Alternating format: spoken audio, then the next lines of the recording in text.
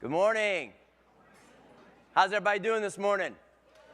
Yeah. Welcome to day 3. That's a good thing. Glad you all are here. I'm Tim Ravel. I'm Laura Ravel. I'm Kevin Flanagan. And we're here to tell you all an amazing story about the Ravel family journey, how we connected with Dr. Kevin Flanagan, and how we all collaborated to help this wonderful community. But first, I'd like to ask my wife to share a little bit with you guys. We started our journey 16 years ago. Timothy was diagnosed at almost 2. My husband and I pretty much right off the bat said, we're going to do something. And I suggested doing a marathon. My husband was a runner, and we started running, and we started a platform with Duchenne, and that's kind of how we started rolling. So we just kind of started right after diagnosis. And it was very therapeutic, encouraging, and we just wanted to help the Cure Duchenne movement. So as she mentioned, she said, hey, honey, why don't you get your shoes, go out and run 26.2 miles and raise some money for a cure. Hey, does that sound good to everybody? Yeah, exactly. No pain, no gain. So we did. We ran the first year. We raised $15,000 from all of our friends and family. They wanted to support our mission when we told them what we were up to for our children. And that felt wonderful to get involved, to do something for our children and boys with Duchenne. But that wasn't enough for our family. We wanted to make a big splash. Soon as we got involved, we realized that the price tag for these research projects is exorbitant.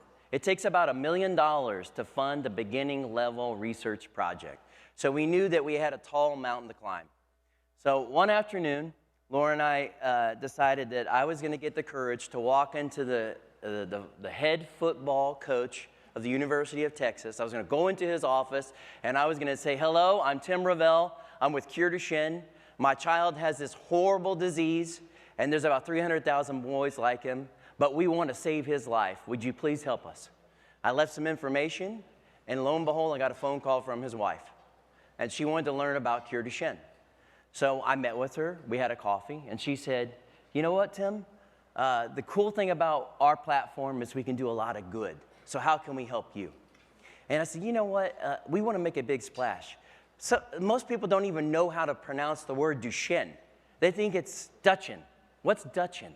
So we have to educate these people and explain to them that it's Duchenne muscular dystrophy, and that about 300,000 boys have this disease, but we feel like we can cure them. So she said, okay, we're going to partner with you. We'll help you put on a fundraiser. We'll use our name, and her name is Sally Brown, and he is Mac Brown, currently. At the time, they were with the University of Texas. We had just won the national football, the national championship in college football. And so they agreed to help us. So we put on a fundraiser. Lo and behold, 3 years later, we had generated some funds. And from those funds, from that fundraiser, we actually met Dr. Kevin Flanagan. So at the time, Kevin had come up with an idea that he wanted to take his idea and put it in motion. So we took about $500,000 from our events that we had done with the Browns, and we partnered with Kevin. So Kevin, would you like to briefly just share a little bit about what happened after that? That's a lovely story, but in Columbus, Ohio, we don't talk about other national championship football teams. So, but it's, it's really remarkable, and I think a testament to you and to testament to the power of the community, your community here with Cure Duchenne, how devotion like that can really start things in progress. I was so pleased yesterday to present our data on the infant who we have such extraordinary results in restoring dystrophin with. And I flashed up at the end, you saw the Cure Duchenne logo in the bottom corner. I didn't really do an adequate job of acknowledging what your contribution was, what you gave to us. It really started the ball rolling. And that was back in 2010. And it was a long process, starting with making the mouse that we now use as the workhouse. It takes some time to make that mice, to characterize it and everything. So it was foresighted of you, foresighted of of Cure Duchenne to invest in us, to trust us as stewards of that, of those funds. And, you know, I think yesterday, I can tell you that family yesterday that I showed that data from, they thank you just as much as I do for supporting this project. And now we know it's a proof of concept as well. You heard another company, Lucana Bio, yesterday talk about how our data is sort of proof of concept, how they want to move this and expand this forward into other groups. So that's sort of, I can't thank you enough. I can't thank Cure Duchenne enough for having faith in this project. And I want to encourage everyone here to know that Cure Duchenne are very good stewards of funds. They're good in doing diligence and picking out projects early, thinking about the seed funding, laying the groundwork for getting things done.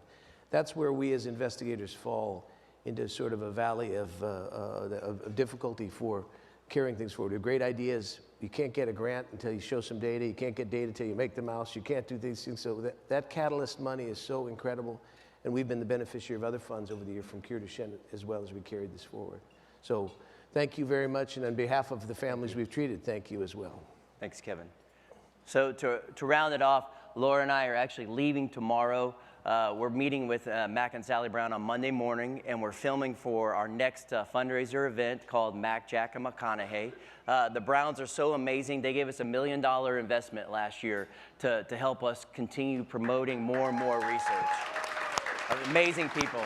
So we have a saying now that goes, hook 'em heels. He's now with the Tar Heels at University of North Carolina. So next time you see University of North Carolina, you can think about Mac Brown and know that he is fighting for your children. So later on today, if you'd like to talk more about getting involved with Cure Duchenne and doing fundraising events, and we got a variety of things we could do, I'd love to talk to you. But now we're going to get off the stage and let the real heroes come forward. There's a wise man that said, no greater love does a man have than if he laid down his life for his brother. So I'd like to ask you guys to take a second and watch this quick video, and our keynote speakers, Patrick and Justin, are going to come share their story with you guys. Thank you all.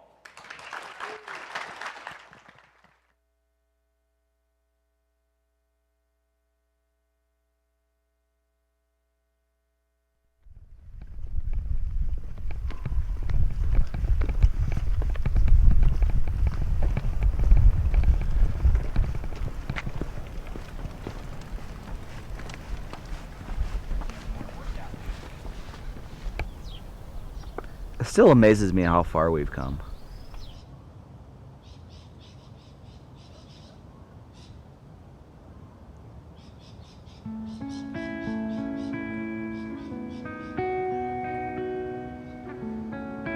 Hola, ¿vais haciendo el camino? Sí, sí. Va a tener bastante difícil. Sí, es muy difícil. Lo sabéis. Sí. Turn your tired eyes toward the land of pride. Fickle fortune favors. That's been something that's so rare. I haven't seen a friendship like that before. I don't know how much time he has. You know.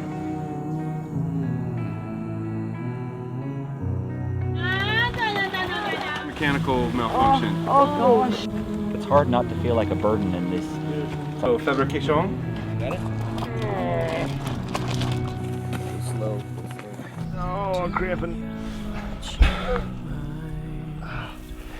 I think his body's kind of feeling the effects of it the last several days. It sucks. I'm trying not to let Jess know that it sucks though.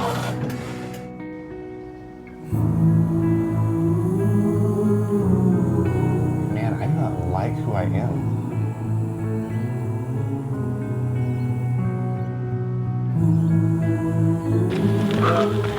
Okay, seriously, dude, it's time to walk. I'm just faking it, guys. I have no idea how far this goes. I don't either. Sometimes it's best not to know. It's really hard to let somebody do that for you. Yo, what's up, bro?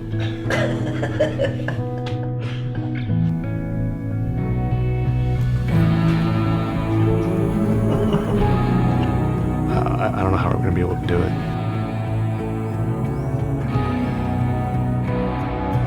It was an act of faith.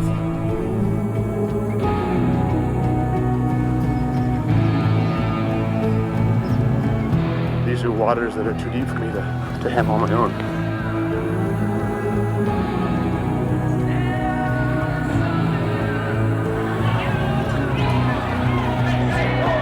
That's pretty stupid, honey. I love you if I die.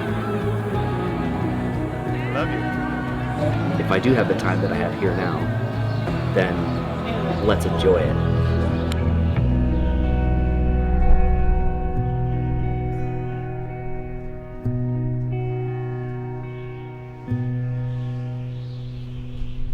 Hello. Good morning, good morning, good morning. Let us get situated. This is a long stage. Man. Quite the approach. How's everyone? It's good to see some of you. Like, we were here last year, so we're not going to go through every single thing. The people who were last year, you're not going to hear everything that we did last year. We got kind of a 2.0 version we're going to be giving to you today. It's the first time we're going to be giving this presentation, so I want everyone to raise their right hand, if you can, if you're possible, and repeat after me. I will not make fun of Patrick if he messes up. Wow. Wow. Okay. Was I not supposed to do that? Oh, okay. That's how we're starting. Okay. All right. I'm just kidding, everybody. Just remember, turnabout's fair play. Oh, So that is true. yeah, you'll get yours true. later, probably in the pool or something. But Probably. it's so good to be back, though. Man, when we got the invite to come back, we're like, yeah, but what are we going to talk about? I mean, we already told the story, and then it kind of dawned on us, like, wait a minute. For those of you that were here last year, we kind of told you, like, hey, we're got up to some shenanigans on the upcoming summer, so summer of 2022. And so we're going to dig into that a little bit and share some stories that really kind of have shaped, additional shaping of our perspective, and that have kind of helped other people navigating really hard times in life. But before we do that, before we get into those lessons and stories, we're going to do a quick recap of last year for those of you that weren't here last year, because you're probably like, who are these two idiots on stage? And that's a fair question. And you're about to find out. So there you go. Yeah, so I'll give you the brief background on us. Patrick and I have known each other for almost 48 years, coming up in a couple months. Born 36 hours apart, same hospital, same town. We've known each other literally our whole lives. And we've done a lot of pretty dumb stuff in our past, but also some pretty awesome stuff too. So we are not shying away from adventures and the way, life is meant to live. And, our friendship has taken many twists and turns over the years. Probably some chunks that we've had, or some mile markers that we've had, is like the first time Patrick had to shower me. That was interesting and funny. That's one way to describe it. You can't unsee that. You cannot unsee certain things. It's true. Yeah. So our friendship has run very, very deep over the years, and we're just very, very fortunate to have that kind of friendship. So I have a progressive neuromuscular disease called multifocal acquired motor axonopathy. Yes, it is a mouthful. It's very similar to ALS or Lou Gehrig's disease. Basically, the outcome is more or less the same, but just a lot slower progression. So I live life, obviously, in a power wheelchair every day of my life. My wife is my primary caregiver. Patrick has stepped into that role many, many, many, many, many times. And so it's led us down some pretty interesting roads. And the biggest thing that we're going to be talking about today is this journey we went on called the Camino de Santiago. It's a 500-mile pilgrimage across northern Spain, and I discovered it through a PBS episode of Rick Steves from Rick Steves Europe. You guys familiar with who he is? Yeah, a little bit. Yeah, a little bit. I love that guy. And so I learned about this journey. Asked Patrick if he wanted to go on it, and he said, "I'll push you." So that's kind of the impetus. Impetus? Is that right? Close. Okay. Beginning. The beginning of this crazy journey that we've been on. And we're going to share more about that, where that's led us in a little bit. So Pat, Yeah. kind of dive in. So I know a number of you that were here last year, you already heard about the Camino, but for those of you that have not, just to give you a quick history lesson, this dates back to the 9th century. It is kind of resting this idea, the tradition that when the bones of St. James were discovered, they were taken to Santiago, and then the cathedral that exists in that city now was built on his gravesite. And people, for religious reasons, started taking this trek from all over Spain, actually all over Europe, really. But and at the beginning, it was trade routes. Trade routes, they would take these trade routes because those are the safest places to walk because there's lots of towns, that kind of thing. And then in present day, people do it for religious reasons, for spiritual reasons, for just the sheer physicality, you name it. And we did a path called the French Way, which starts in the southwestern corner of France and finishes in the northwestern corner of Spain, called the Camino Frances. 500 miles east to west, over 3 mountain ranges we trekked, and it was something else. I mean, we had no idea what we were getting ourselves into. But what's really cool about the journey, I mean, there's lots of things that are cool about it, but one in particular is there's a phrase, a saying, that has become very near and dear to our hearts that you say, it's a greeting on the Camino. It's called, or it's not called, it is, Buen Camino. Say it with me, say, Buen Camino. There we go, that's pretty good. Do it one more time, Buen Camino. Woo! Okay, so it means good journey, good life, good walk, good path, good adventure. You can translate it different ways. And what's such a cool thing about this phrase is that it says good. It doesn't say easy, right? It doesn't say easy. In fact, I'd argue that anything that's easy isn't all that good. Because if we don't grow, we don't have challenges that we have to press into other people's lives or have them press into our lives to overcome. It's a beautiful, beautiful thing. And so we dug into this Camino and met a lot of people, as we said, Buen Camino, on the path, and it was just something else, something else. Or when Buen Camino, cyclists will come by you and yell at you on your way. So anyway, so there's, we're going to show you some video from our movie. There's Patrick throwing up, about to. There's my 250 pound wheelchair. And we're us going through mud, and I mean, this journey was absolutely insane. It was 500 miles, about 15 miles a day on average, going through what's called the Meseta and the middle, which is kind of this long desert stretch, just going miles and miles, meeting so many people, helping us get up mountains, and we meet a bunch of friends, everyone just poured into us to help us get through this journey, and we met countless people, just poured and muscled our way, and after 35 days, we finally made it into Santiago, and there are our wives to greet us after this incredibly crazy journey. Man, it was pretty awesome. So those of you here last year, you kind of know the whole spectrum. Those of you who are new this year, you just got caught up. So there you are. That was the very quick version to get caught up. So now, after this journey, we come back. Like, what do we do, right? I mean, it was something else. It was just life-changing. But you're kind of coming back into the real world. And you're like, so what do I do with this? And what's interesting about that is that even before we left, we had some yayers and naysayers. But even after we got back, they kind of came out of the woodwork. Like, these guys aren't for real, or they didn't actually do it. Like, we actually filmed it. We did. Thanks for the doubt, but whatever. Kind of did it. And all kinds of negativity starts to bubble up. And it's really weird. Like, what? Why would you be like? Actually, I saved this on my phone because I want to share this with you. Here's something. This is crazy. We wound up writing a book. Much to our dismay, we did not want to write a book, but we got a lot of pressure too. So we finally wrote a book. Great, whatever. And it had pretty good reception, and it also had some not so great receptions. Here's a 2-star review from PMC on Amazon. 2 stars, all right. And the title is Justin Was Selfish on All Levels. That's how they start. Okay, this could be interesting, right? Yeah, the premise is good, and the unselfish attitude of all who helped Justin are commendable. However, I feel, from personal experience, I'm really curious what that experience is, that Justin was incredibly selfish to expect his best friend to undertake this journey, especially given the fact that Justin could not care for himself in any way. Are you kidding me? It gets better. And by better, I mean worse.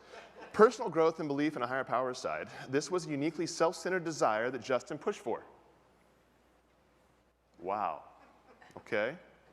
Also, given the intense emotional level reached toward the end of the journey, I would have liked to see an epilogue. I can only imagine that the epilogue would not have been nearly as positive as the rest of the book. This is the epilogue. It's like, what in the world, right? So PMC, if you're here, let's talk. Anyway, so this negativity just kind of just oozes up. Or get out more? Yeah, get out more, yeah. But it got us kind of thinking, like, where does this idea come from, right? There's just this weird sense, I guess, with lack of understanding when you just don't put yourself in someone else's shoes. And that's what it came down to. There were so many people that just refused to put themselves in our shoes. Yeah, and so, so what do you do with that, right? So you put yourself out there, and you're really trying to make an impact in the world. And you're going to get people that just don't understand. They just don't get what you're trying to do. And when Pat and I were kind of talking, we're putting this together, we're trying to figure out, okay, well, how do we balance this? Like, first I was like, was I selfish in asking Patrick to go on this journey with me? But we both quickly were like, no, of course not. It's a shared adventure. That's where life can take you, the experiences that we've had. It led us here today. Would I change that? No, of course not, right? And so it's an invitation, I think it's just an invitation for us to partner together in a life well lived, right? And that's just led us down this incredible road that I would never, ever, ever trade. And I could tell you, without a doubt, 1,000%, if Patrick would have asked me, I would have said yes without hesitation. Yeah. It's such an interesting thing, and no one knows this better than the families in the room. There's a big difference between necessity and selfishness, right? I mean, he wanted to do this. Why wouldn't we do that then? But he can't do it on his own. Okay, you figure it out. You figure it out.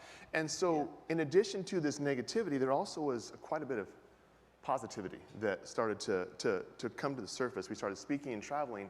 And one theme that just rose to the top was really this people longing to, I would say, invest in others, or people longing to be invested in. This connection, right, really comes down to the strong theme that way outweighed those naysayers, PMC, whoever that is. I'm not bitter at all.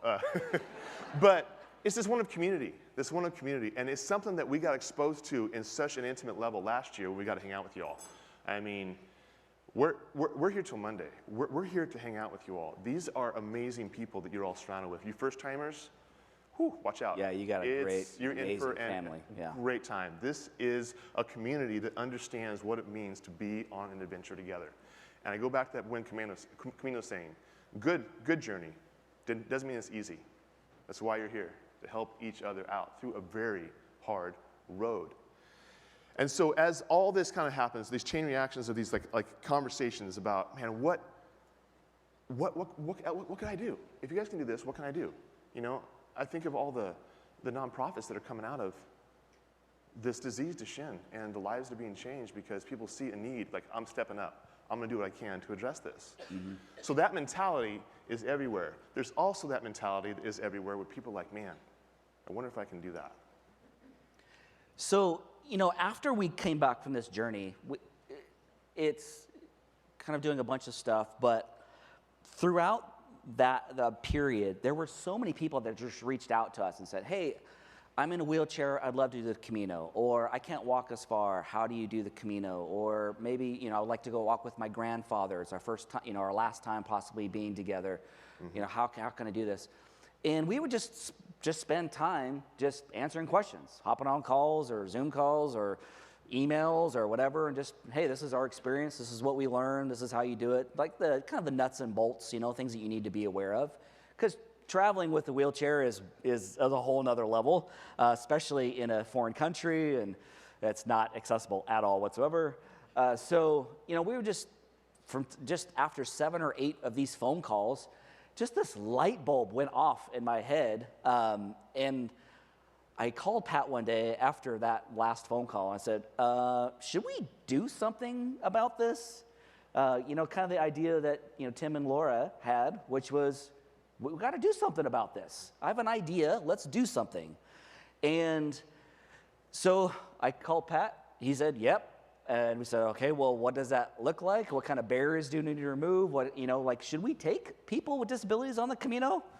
And could we do it? And after 18 months of planning, we did our first one back in 2019.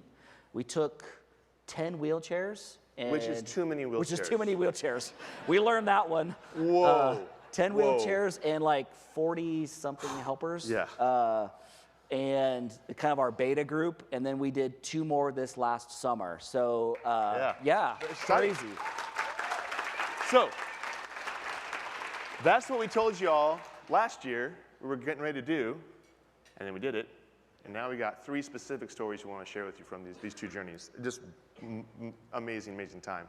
So real quick, French Way 2022. We took a group of people on what's the kind of the last stretch, the minimum distance you got to get travel to get what's called your Compostela, your certificate of completion showing that you actually did the Camino. And so this is the map here on the far. I get my bearings here. On the left, Sarria is the town we started in, and we walked over 6 days, or hiked over 6 days, to Santiago de Compostela. 6 wheelchairs, and we had 40-ish helpers. And man, it was like when you have people just come together around a common cause, like pretty awesome things happen, right? Not just the events themselves, but the conversations that come out of time together, time around doing something that's hard together.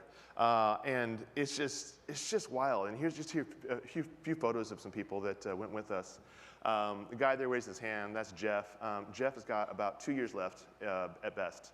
And he is living life with reckless abandon. Amazing, amazing man. In that wheelchair there all by herself, that gal, her name is Donna. You're going to hear more about her in a minute. She's a firecracker, my goodness. But it was just day in and day out of connection where this interesting growing closeness just happens each day as you do things together, right? You just share time. Mm-hmm. But then we get to day 4. And day 4, there's a bridge we have to cross. We got 6 wheelchairs. It's a bridge over a river, not a bridge over a road. So it's this little narrow, and this bridge literally is probably as wide as my feet right here. So wheelchairs aren't going across that, or it's a river. And we got there, you figure it out. You just figure it out. And so many just stories are represented by this group, so many experiences, so many perspectives that just make you a better person when you start to learn from one another. It's just incredible, incredible. So, you can see in some of the photos that Jeff was being carried by this guy named Aaron. And so that's where we're going to be headed to next. But absolutely just beautiful. People coming in and people from all around the world. We had people from Israel, US, Canada, Australia, or New Zealand, Germany. It was just a combination of people coming together to make this journey happen for people who never thought they could do it in the first place. And just, there's so much beauty found in the struggle when we're together. This journey, you guys learned last year, those who were here, it wasn't easy. Like mud and craziness we went through. We didn't go over any mountains on this one, but still, as you'll see, there's some stuff that we went through. And we're going to show you a video of Donna in a minute. But when you have such a group of people coming together, complete strangers, just like many of you, you may know a few familiar faces throughout the years, but many of you might be, new this year. And you're meeting people for the first time. And you're learning about this family of Cure Duchenne. And it's an amazing family, by the way. But on this journey as well, you get to see that there's so much hope in the world. There's so much hope. And it takes people coming together to get through just the struggle. And that's what makes it so beautiful. Mm-hmm. Patrick says, Buen Camino. It doesn't mean it's easy, but it's a journey. And if you're on that journey together, it's worth the fight. It's worth it. okay? Right? So, yeah. So I want you to meet, we're going to talk about Donna. So if you want to go ahead. Donna is, she's French? Was she Samoan? She is, yeah. She's what's that? I don't remember. Yeah. Let's get in specific. Yeah, here's what you need to know about Donna, is that she is tough as nails, has an attitude way bigger than she is. She really likes bourbon. We had an argument about what was bourbon and what was whiskey, and I finally got her to realize that bourbon is whiskey, but whiskey isn't necessarily bourbon. That's a whole different story. But anyway, so Donna, she's was born with spina bifida. So she has been in a wheelchair since she was very, very young. Can't use her legs, but just very limitedly. And she's a power lifter. Yeah, right? Yeah, I mean. Yeah, she's strong. Girl can move some weight. And she injured her shoulder about 4 months before we were supposed to go. And she was devastated because she couldn't continue to power lift, and she was concerned she wasn't going to make it on this journey. And so she took care of it. She trained. And she is someone, like, I'm sure you can relate to this. Have you had one of those moments where you witness something? You step back and you just see something happen. You got to watch someone else kind of go through something, and it just changes you.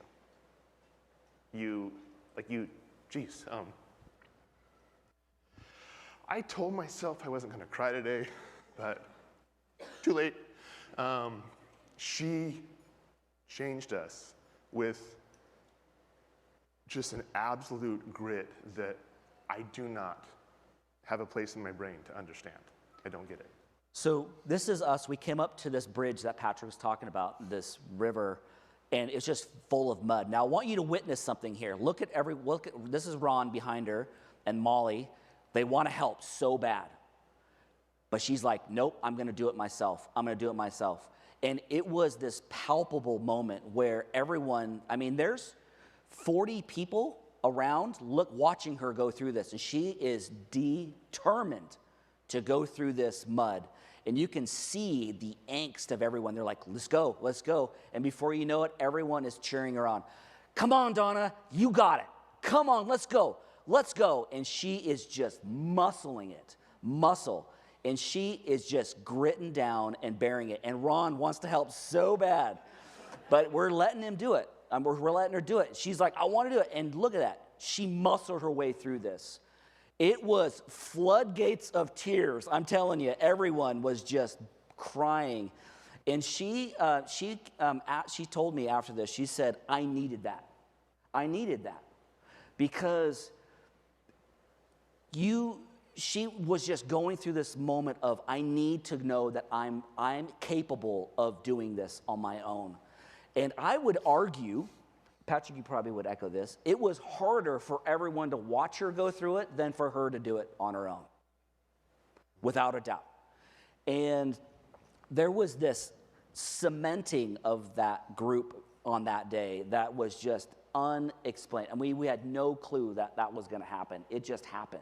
Mm-hmm. And it was just watching someone refusing to give up. And there's, like Justin mentioned earlier, there's that beauty and struggle, right? And I think there's two parts to that. There's the adventure you're on together. There's the things that Justin can't. He needs the help. That's something that we can do together. But there's plenty of things that he's like, no, this I'm going to do on my own. And I get to sit back and I get to bear witness to the struggle. And that is just, it's beautiful.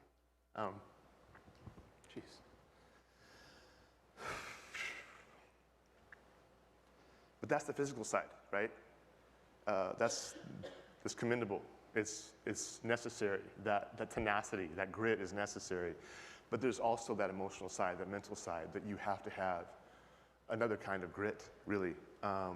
And that's the emotional strength that's so critical. And this young lady, Molly, she's got a lot of emotional strength. This is probably where I'm going to start crying.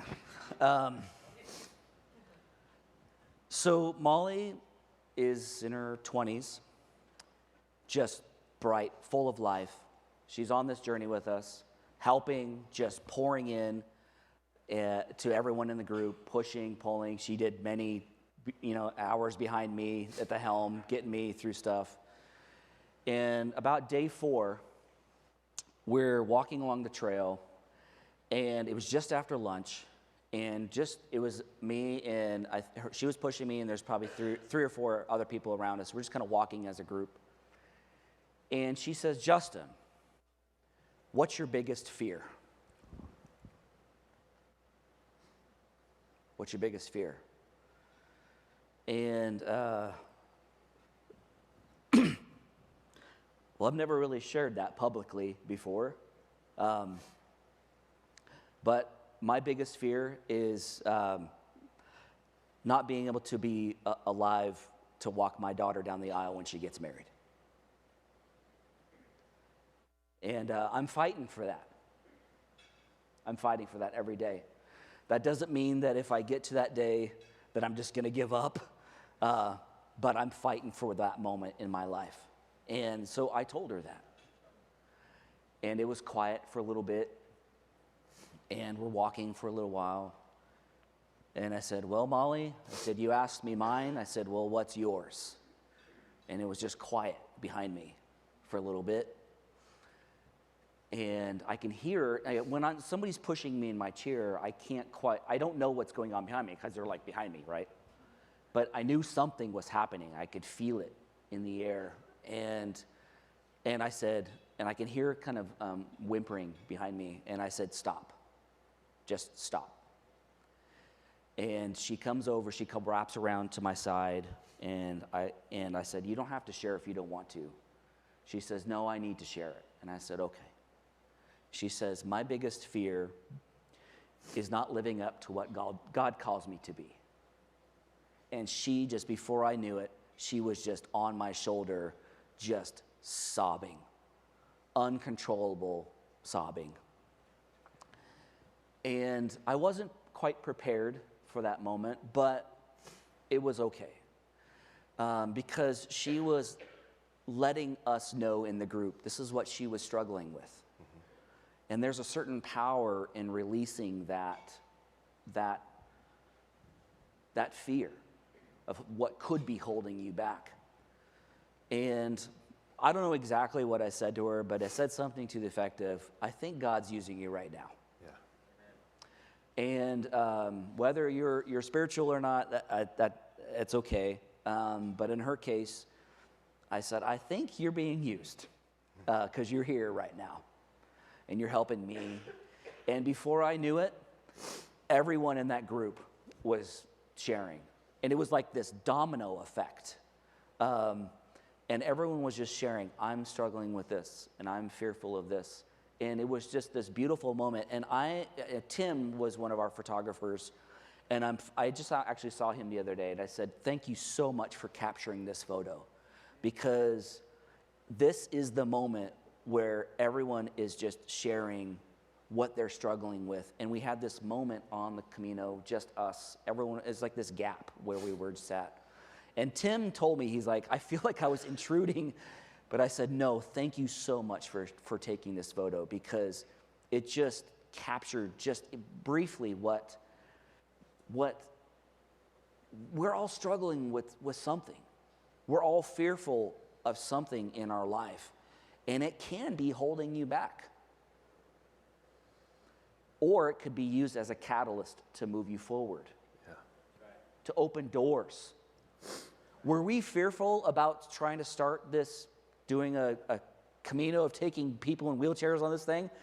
Absolutely. Like, I have no idea what that entailed. But, that's just one of many fears that I have. But it's this. For me, I think it was just a moment of facing my mortality. We all have a time clock on this planet. It's what do you do with it? How do you live it? Are you going to let fear hold you back? None of us know.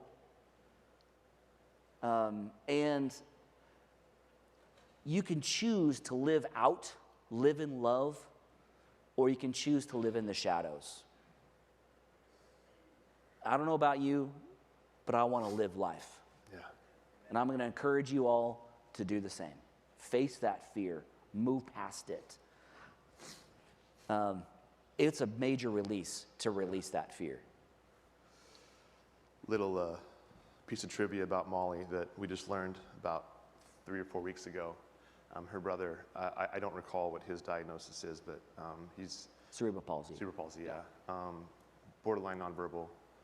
And she just set the Guinness Book World Record for the fastest. This is not something to cry about, Patrick, my word. But, it goes back to that tenacity, right? She wants to be used. So she's been pushing her brother on marathons for a long time, and she holds the world record, not for women, for anybody, the fastest wheelchair time, pushing a wheelchair on a marathon. 3 hours and 40 minutes. Yeah. Can you imagine pushing a wheelchair nonstop for 3 hours and 40 minutes? No way. I can't imagine that. And that's the kind of, like, she let go of that fear, and all of a sudden it's like, you know what, I can do more, I can do more, I can do more. And there's this energy, and there's a synergy when she partners with other people that just keeps going. And it's because of these individuals that we're actually able to finish the French way. It's people like Molly and Donna and countless others that just live open, real, and raw. And there's power in that. I want to jump to our second trip we did. We did 2. Second one was in the Portuguese way.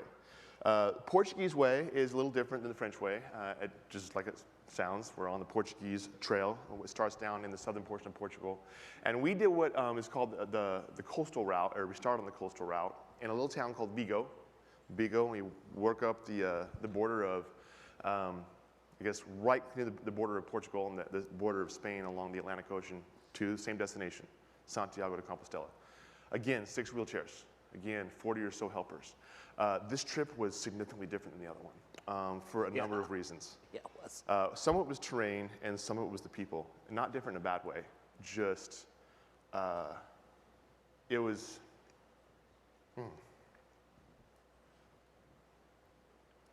I would say it's led to some of the most emotionally intimate moments of my life.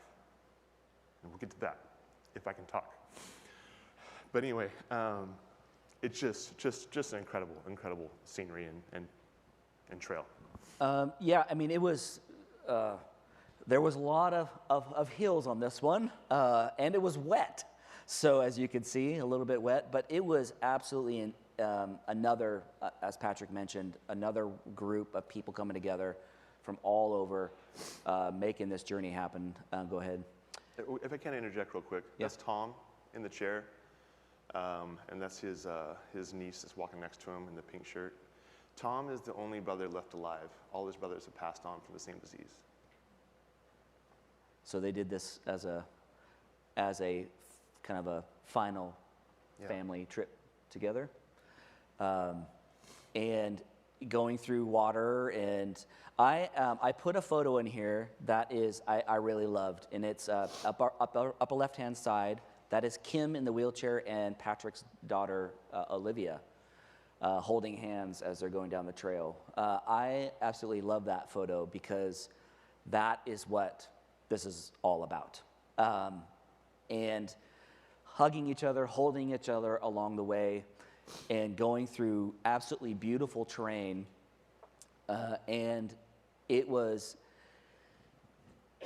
again, just a group of people coming together for a common goal to get us from the starting point in Vigo all the way to Santiago, and it was uphill, downhill, everything in between. Everything in between.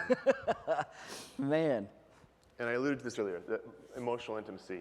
There was one family, one specific family of 5 that actually came with us. This is Tanmeet. This is the mom. She's an integrated physician, integrative medicine physician. This is Steve. Steve is an anesthesiologist. This here is Sahaj. Sahaj is now 20. He is a freshman at the University of Puget Sound. The youngest, Justin, we gotta get a better picture of Neha. She looks grumpy. She does look grumpy. We should swap that Well, out. she's like 15. I don't think she was happy. She was getting awesome. up at This like is Neha. 6 in the morning. The youngest of the family, and this is Zubin.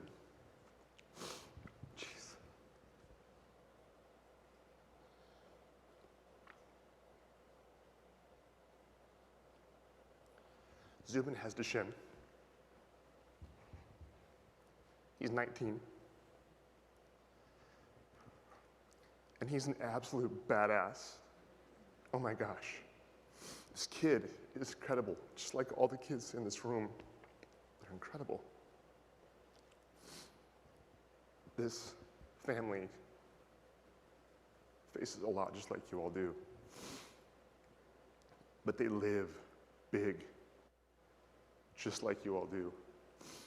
And this kid, he was the final decision maker on a lot of sectors of our path. Guess how many times he chose the easy path? Not one. Not one. Not one single time. So on day 2 of this journey, this is our first time on this path, by the way. So we told everyone, we don't know what's coming up. So we're going to experience it together. On day 2 was a section of the first of few sections called the Roman Road. And you got a slight glimpse of it. You're going to get an idea of what we were up to in a second. This is what we had to navigate in a wheelchair. And we pull up to this beginning of this thing, and their car is stopping us saying, don't go. But we're all like, yes, let's go. Zubin obviously made the final call. So this is footage from this day going up the Roman Road, and it was absolutely insane terrain. I was carried, these rocks and boulders that we were going over, it was like a mile-plus stretch of just uphill through wet rocks and boulders and going through this. It was, you could see how hard it was. Those are my boys picking up and carrying me. And it was a team effort on all fronts. Talking about cementing the group. And look how happy everyone was. And there's Zubin, look at that. I love it. I love it. After going through this stretch, I was talking with Steve, Zubin's dad, and we got a chance. He was behind the helm, pushing me for a little while, and I asked him. I said, "How are you doing? How are you holding up?" And I said, not just the journey, but in life. How are you doing, man? And that just led us into a conversation of really kind of digging in raw and deep. And I'm grateful for what he shared with me. And I'll give you an abbreviated version here, but more or less, I asked him, I said, so Duchenne is not necessarily a good diagnosis. And there's a lot of effort being done to eradicate this disease that you all are dealing with.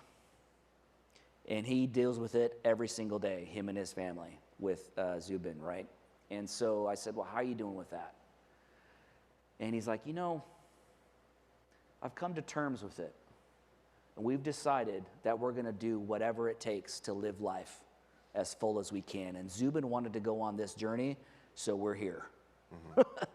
And I said, all right, man.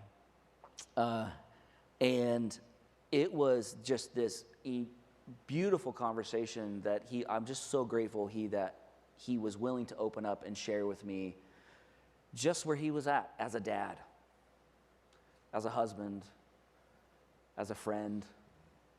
And I'm forever grateful for that.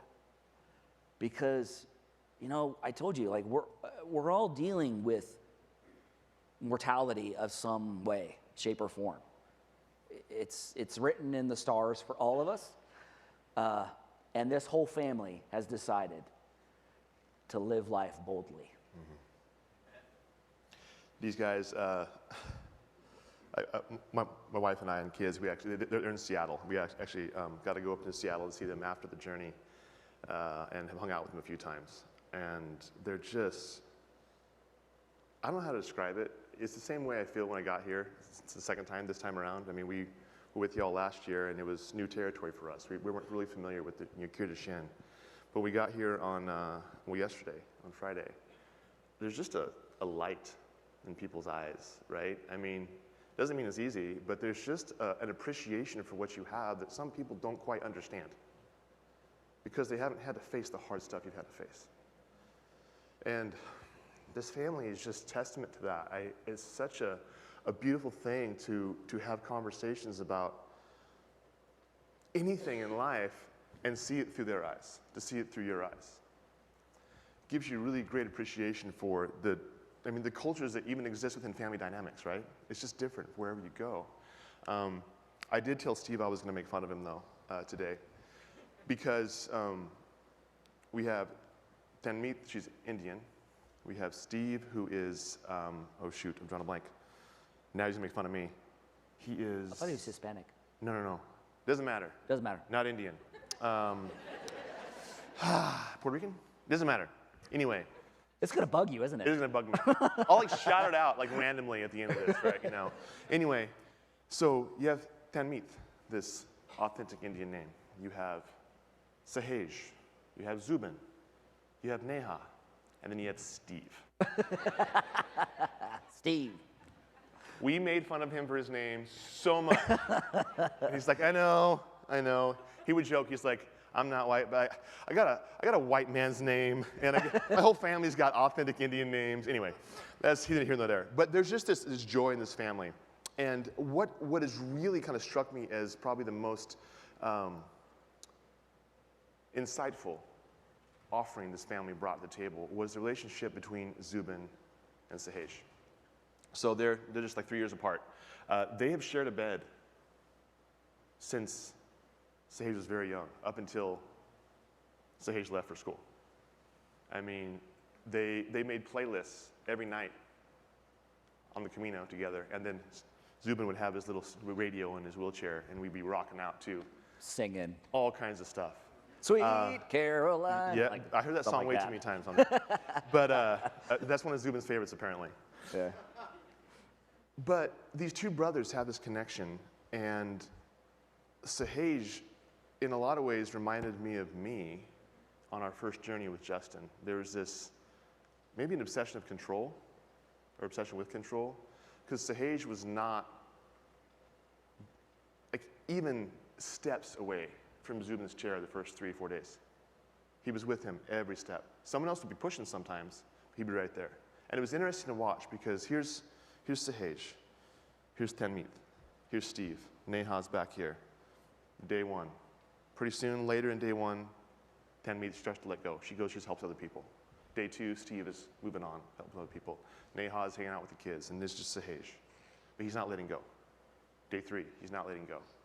On day 4, like a light bulb went off. And he stepped away from that chair and then chose to go and help other people. I knew something was up when he came and pushed me. Yeah. He's like, can I push you today? I said, okay. It was this beautiful moment of letting go of trust, right? He was trusting other people with this sacred gift of his brother. His brother was trusting him in his decision to do so.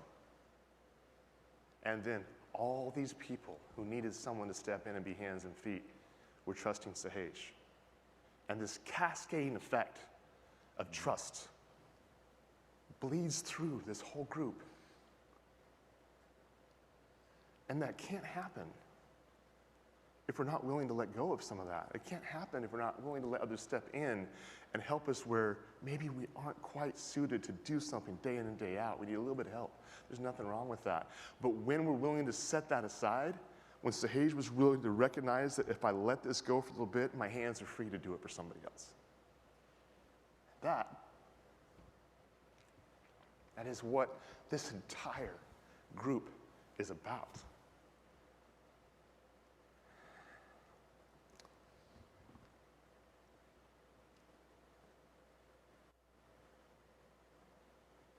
There's beauty in the struggle.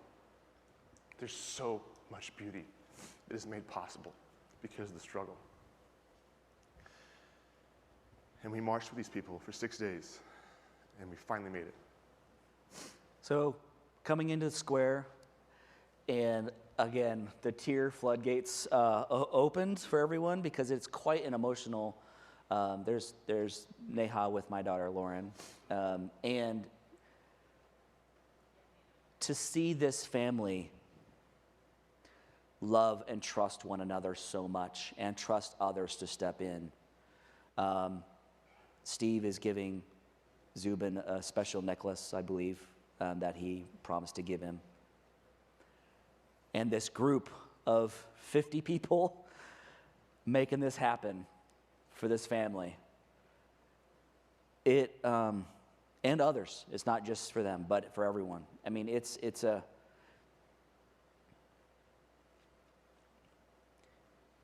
I'm going back to the idea that you talked about early on, when you introduced us, Tim.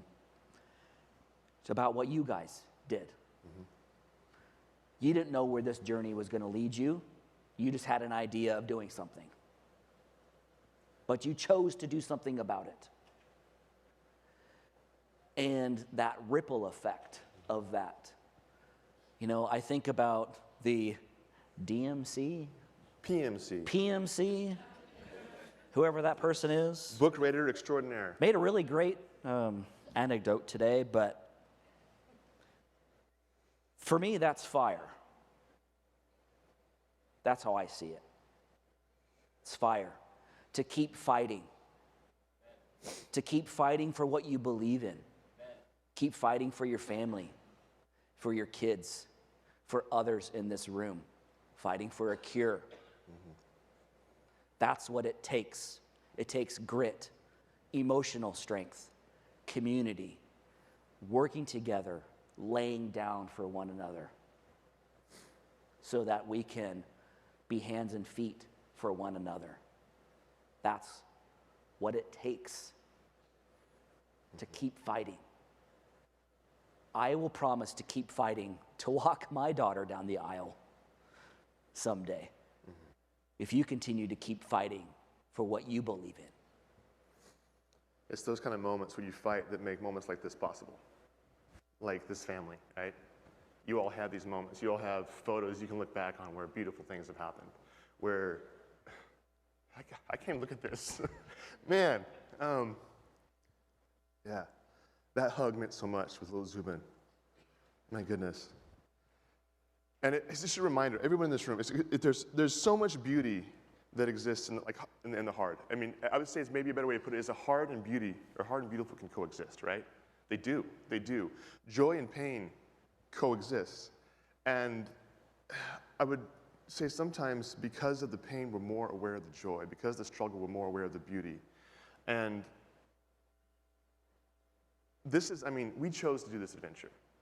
You guys are on an entirely different adventure. I recognize that. It's not the same thing. But when you share that adventure, that's what makes a bright future possible. That's what makes something different possible. It may not be for you, but you might be making something possible for somebody else. Mm-hmm. And on that journey, there's going to be physical struggles that you need someone to help you with. There's going to be physical struggles that you have to just do on your own or watch someone else deal with. There's going to be the fear like Molly had to face. All those things are a part of it. But all those things have less control over you, less power when you partner with someone else in the fear. When you share it, you release it, right? And so for some of you, that bright future, it looks like these new therapies, these new medications. It's a beautiful thing. For some of you, that bright future is you showing someone there's an amazing way to walk an incredibly hard journey with grace and dignity. Mm-hmm. But I want to make sure that we very intentionally recognize the young men in this room and the young men who are no longer with us, who have participated in the studies, in the trials, so that new therapies, new medications can be possible, so that somebody younger will have a different kind of bright future. That should be celebrated. Yeah. Should be celebrated.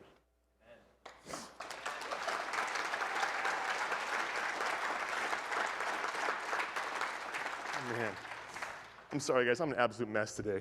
So with that in mind, you're here on a journey together. Every single one of you. You are part of this family now, whether you like it or not. You're on a journey together. The shared adventure is what makes a brighter future possible. We want to say thank you to every single one of you, and buen camino. Buen Camino, everybody. Thank you. Thank you so much for having us back. Thank you.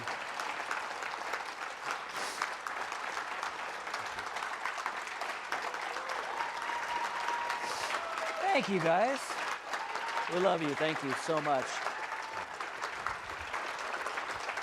You good? Thank you all. Love you. Thank you. Oh my gosh. Love you guys. We love you. On your toes. On my toes. Sorry. Thank you. Oh, I feel bad for the next speakers, honestly. Brutal. Oh my goodness, how beautiful is that? And truly, Justin and Patrick and their wives have become such great friends. To Chelsea and I, we're talking about drinking good wine on their back patio in Boise. So it's just so cool what friendships develop, and I know that, you know, their story means a lot to you guys as well. So I'm so grateful they were here and could start our day off like that. It's all the good feels.